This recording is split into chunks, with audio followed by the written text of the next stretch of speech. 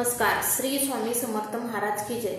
आपण जे स्तोत्र मंत्रांचं पठण करतो ते संस्कृत भाषेत असतं. मग संस्कृत भाषेमधील जे विज्ञान आहे ते मी आज तुम्हाला सांगणार आहे. बघा, जे शास्त्रज्ञ होऊन गेले त्यांनी आता सुद्धा मान्य केलं आहे की जे स्तोत्र असतात, मंत्र असतात, त्यांची वाटेल तशी जोडणी करून ठेवलेली नाही आहे. जे ऋषीमुनी होऊन गेले त्यांनी जे स्तोत्र मंत्रांचं पुस्तक किंवा वाङ्मय लिहून ठेवलं आहे ते कोणतेही शब्द घेऊन, कोणतेही अक्षर घेऊन ते शब्दांची जोडणी केलेली नाही आहे. तर त्यामध्ये विशिष्ट असं एक विज्ञान आहे. त्या मंत्रांमधील जे विशिष्ट ध्वनी तरंग आहेत, व्हायब्रेशन आहेत, ते निर्माण करण्यासाठी शब्द, अक्षर यांची विशिष्ट जोडणी आवश्यक असते.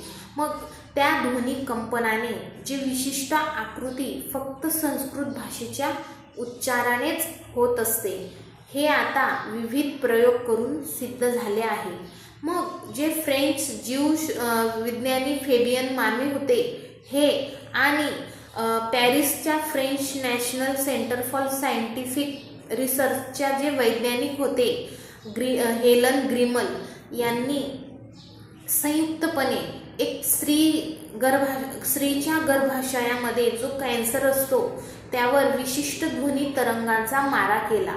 बघा, एखाद्या स्त्रीला जर कॅन्सर झाला असेल तर तिच्यावर त्यांनी प्रयोग केला. काय केला तर तिचं जे गर्भाशय आहे तिथं पोटावर विशिष्ट ध्वनी तरंगांचा, मंत्रांचा त्यांनी मारा केला. असा हा त्यांचा प्रयोग होता.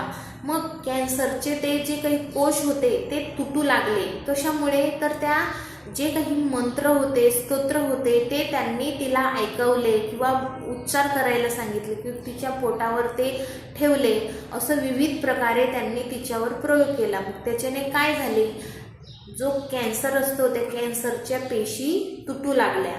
प्रयोगातून असे आढळून आले की जो आपला कंठ असतो त्या कंठामधून निघाले जे ध्वनी तरंग असतात ते इतके प्रभावशाली परिणाम करतात की जे काही आपल्या शरीरात जे काही गाठी झाल्या असतील ते वितळून टाकतात.